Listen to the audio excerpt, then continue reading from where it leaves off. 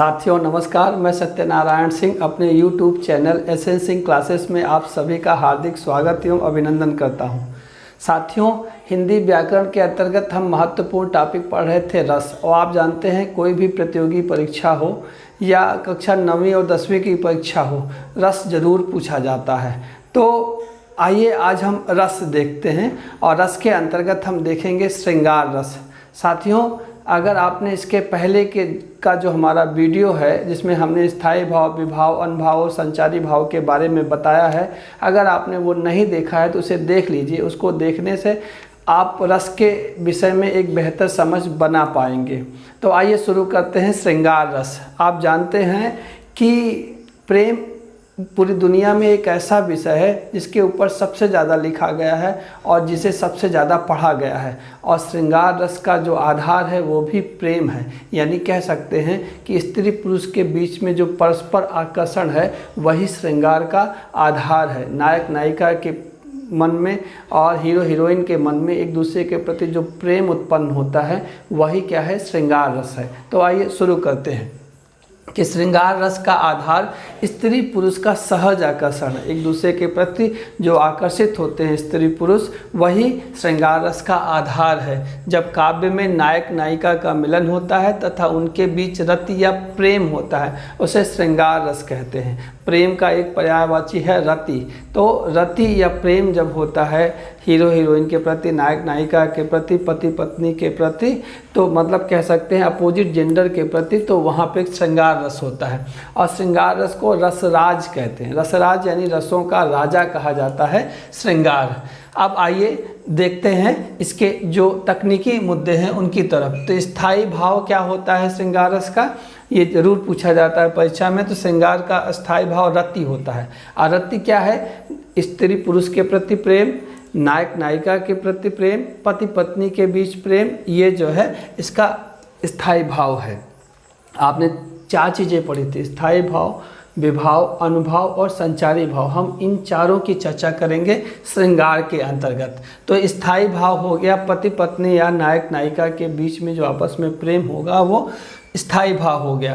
अब अगला होता है विभाव। और विभाव हमने बताया था कि कारण होता है, जिस कारण से नायक नायिका में प्रेम हो या पति पत्नी में प्रेम हो, उस कारण को हम क्या कहते हैं, विभाव कहते हैं। और हमने बताया था कि विभाव 2 होते हैं, एक होता है आलम्बन विभाव, एक उद्दीपन विभाव। आलम्बन विभाव मतलब जिसकी वजह से, जैसे हीरो की वजह से हीरोइन के मन में या हीरोइन की वजह से हीरो के मन में प्रेम जब उत्पन्न हो तो उसे हम क्या कहते हैं, वो हीरो की वजह से अगर हीरोइन के मन में प्रेम हो रहा है तो हीरो आलम्बन हो गया, या नायिका की वजह से नायक के मन में प्रेम हो रहा है तो नायिका क्या हो गया, आलम्बन हो गया। तो जिसके कारण से हो रहा है, या पत्नी की वजह से पति के मन में प्रेम उत्पन्न हो रहा है तो पत्नी आलम्बन हो गया, या पति की वजह से अगर पत्नी के मन में प्रेम उत्पन्न हो रहा है तो पति क्या हो गया, आलम्बन हो गया। मतलब जो कारण है, कारण को ही क्या कहेंगे हम, एक तरीके से आलम्बन कहेंगे ना। तो आलम्बन विभाव क्या होगा, प्रियजन होगा जिसकी वजह से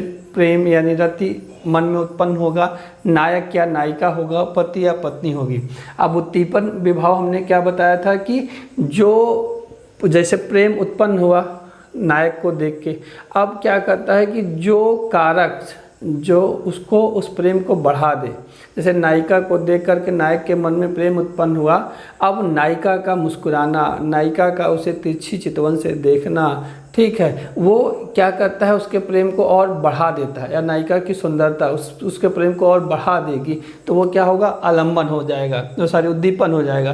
तो उद्दीपन क्या होगा, आलम्बन का सौंदर्य ना, या नायक या नायिका जो भी आलम्बन है उसका जो सौंदर्य है वो उद्दीपन होगा। उसकी चेष्टाएँ, वो जो शारीरिक क्रिया करती है उसकी चेष्टाएँ, या जो आसपास प्रकृति है, अगर नेचर बहुत बढ़िया है तो उससे भी क्या होता है, प्रेम में वृद्धि होती है। उपवन, अगर किसी ऐसे बाग बगीचे में है जहाँ पे फूल पत्ती वगैरह हैं तो उससे भी, या मनोरम स्थल या एकांत स्थल, तो ये सारे क्या हैं, उद्दीपन विभाव हैं। क्यों, क्योंकि ये क्या करते हैं, उस प्रेम को, रति को और बढ़ा देते हैं।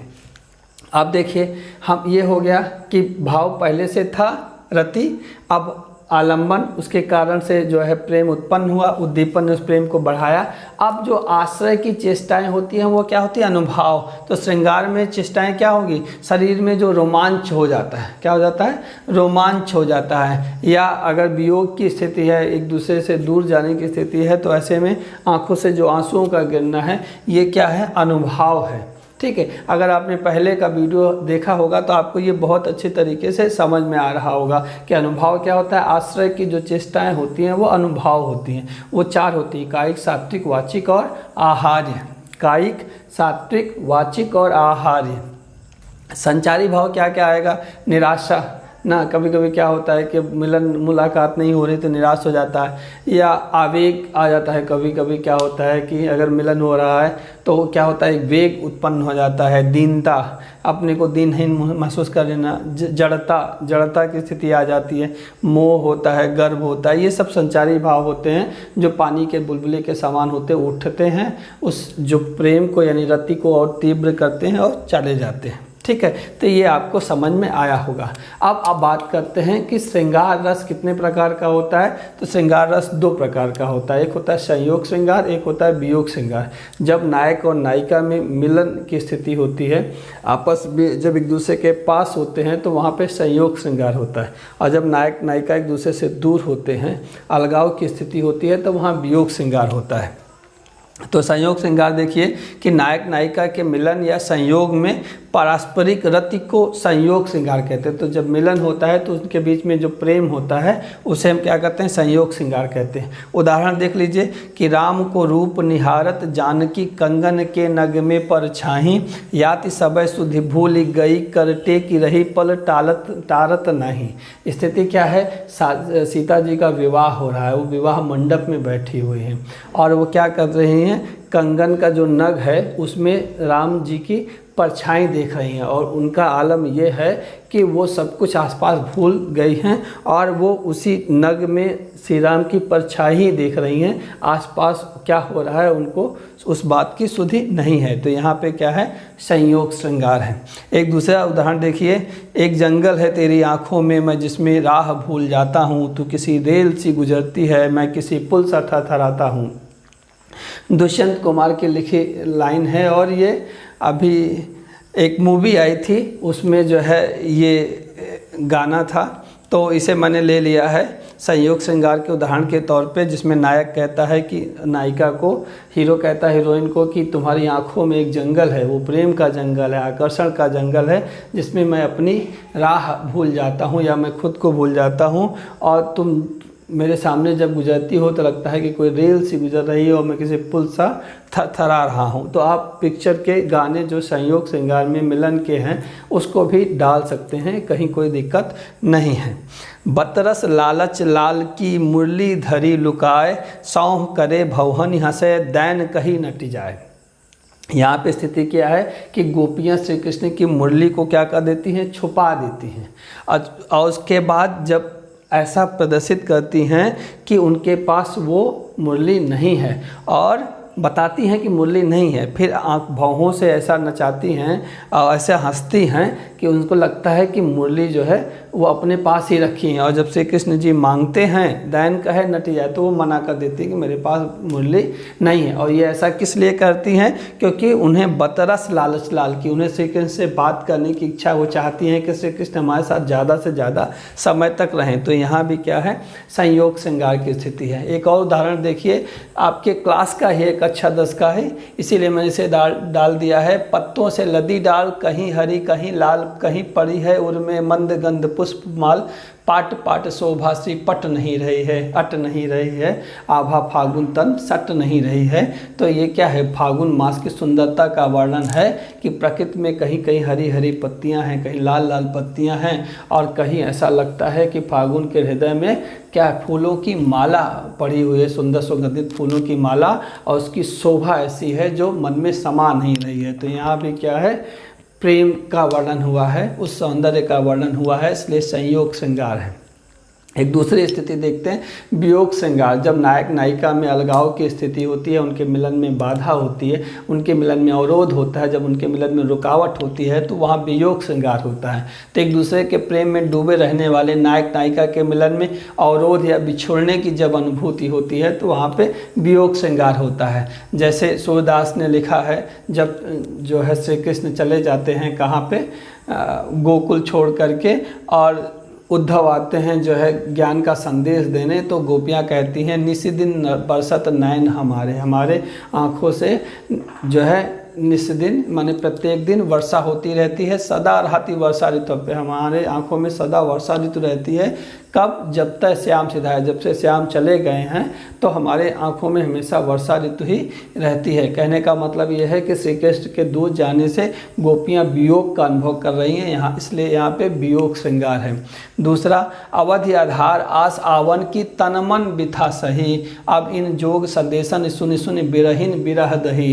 ये सारे एग्जाम्पल आपकी किताब के हैं, इसलिए आपको याद करना आसान होगा, इसीलिए मैंने ऐसे उदाहरण दिए हैं जिनसे आप पहले परिचित हो चुके हैं। गोपियाँ कह रही हैं श्री कृष्ण से कि जो उनके आने की अवधि थी, समय थी, वही जो है हमारा आधार थी, और उसी को लेकर के हमने तन और मन में ये व्यथा कष्ट सहा।